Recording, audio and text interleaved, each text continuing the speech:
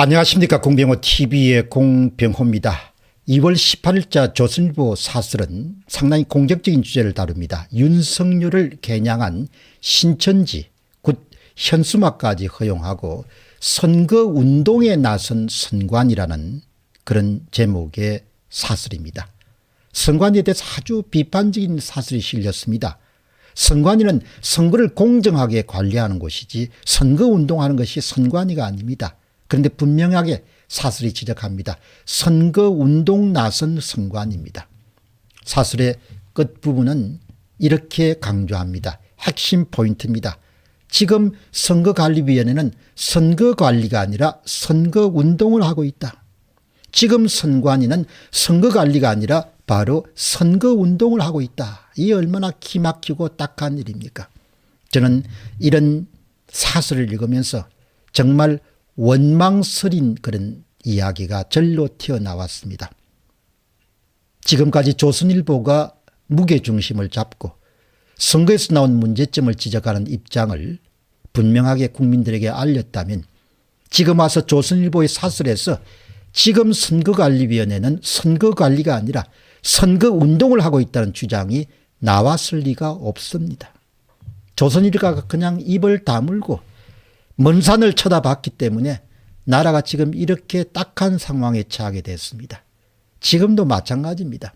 훗날 나라가 선거 부정 문제 때문에 나라가 얼마나 어려워질지 가늠할 수가 없습니다. 그때 조선일보와 조선일보에 몸담았던 분들에게 정말 도덕적인 책임을 묻지 않을 수가 없습니다. 사실과 진실에 침묵하고 사실과 진실을 파묻었던 그런 종류의 제목이 될 것입니다. 비겁함과 무관심의 대가를 앞으로 얼마나 한국 사회가 지불하게 될지 저는 생각만 해도 까마득합니다. 중앙선거관리위원회가 민주당 등이 윤석열 국민후보를 겨냥해서 신천지 비호 세력, 술과 주술에 빠졌다 등의 문구가 적힌 현수막을 내걸려는 데 대해서 사용 가능하다는 판단을 바로 중앙선거관리위원회가 내렸다. 이렇게 사설이 시작됩니다. 청와대를 굿당으로 만들 수는 없습니다. 문구에 대해서 일반인은 게시할 수 없지만 정당의 경우는 선거관리위원회가 교부한 표지를 부착할 경우 쓸 수 있다는 입장이라고도 한다. 너무나 편파적인 겁니다. 그래서 선거관리위원회가 선거관리를 하는 것이 아니고 그야말로 선거운동을 하고 있다는 그런 뼈아픈 질책이 나오는 겁니다. 사설은 계속됩니다. 공직선거법상 현수막이 특정 정당 후보에 대한 지지 반대 표현이 뚜렷한 경우는 금지된다. 신천지, 술, 주술, 굿 등은 바로 민주당 이재명 후보 측이 국민의힘 윤석열 후보를 겨냥해서 매일 수십 차례씩 쓰는 표현이다. 그럼에도 불구하고 선거관리위원회는 이에 대해서 특정 후보에 대한 반대 입장이 명시적이지 않다고 그렇게 허용하게 됐습니다. 윤석열 후보를 신천지 비호세력이나 주술에 빠진 사람으로 표현한 내용은 유언비어나 마타도에 가깝습니다. 이런 현수막을 내거는 자체가 허위사실 유표로 법적 처벌을 받을 가능성이 높은데 선관위는 문제가 없다고 합니다. 대한민국의 지금 선관위 수준이 이렇습니다. 여권 편향으로 구성된 선관위는 선거 때마다 철저하게 여당에 유리한 판단을 내려왔다. 재작년 총선 때는 여당의 민생 파탄 투표로 막아주세요. 거짓말 아웃, 투표가 답이다는 그런 피켓도 불허한 바가 있습니다.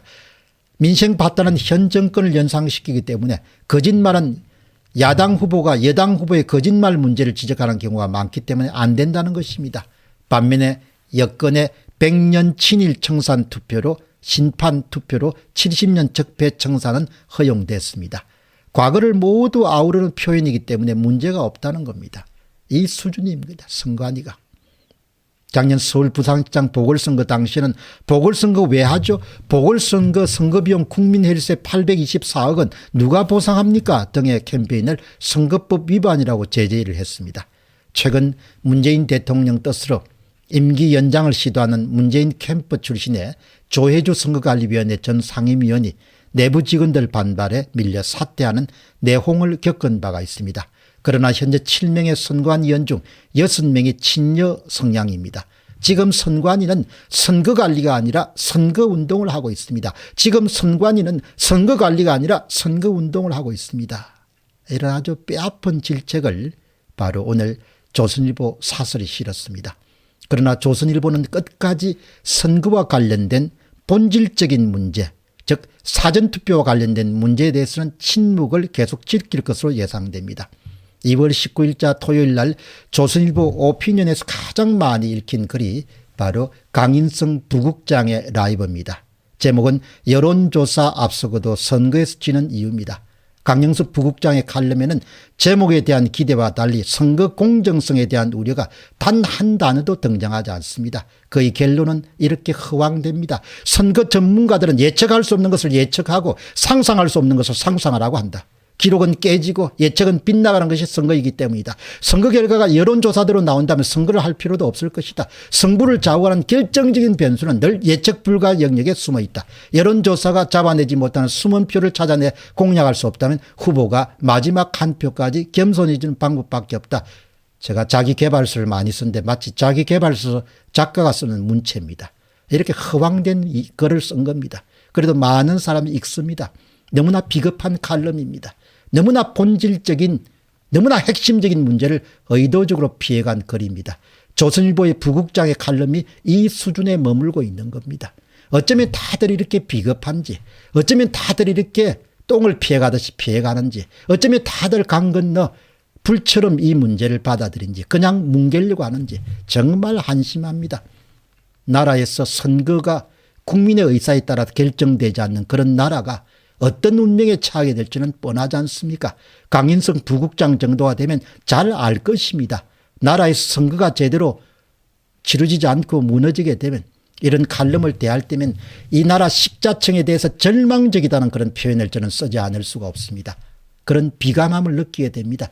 차라리 시민들이 남긴 댓글이 화려한 문체로 유식함을 자랑하는 강인석 부국장 같은 언론 중진들 지적보다 훨씬 더 솔직담백합니다.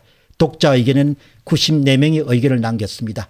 6시 8분에 김창진 씨가 남긴 그런 찬성 863명, 반대가 42명입니다. 지난 4.15 총선이 그랬습니다. 아마 이번에도 윤석열이 진다면 바로 무슨 선거 때문일 것입니다. 투표에서는 이기고 개표에서 지는 것입니다. 4.15 총선 때와 똑같습니다. 윤석열은 왜 무슨 선거 대책을 안 세우십니까? 윤석열은 왜 사전투표하라고 독려하지 않습니까?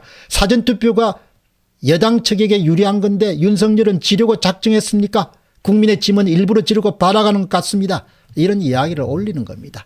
전인복 씨는 814명이 찬성을 받았고 13명이 반대를 받았습니다. 200명 지지가 저리 많이 나오는 것이 과연 여론조사를 믿을 수 있을지 국민들은 고개를 가혹거리고 있습니다. 박성기님입니다. 이번 선거에서 윤석열이 지게 된다면 그 이유는 하나뿐이다. 바로 무슨 선거입니다.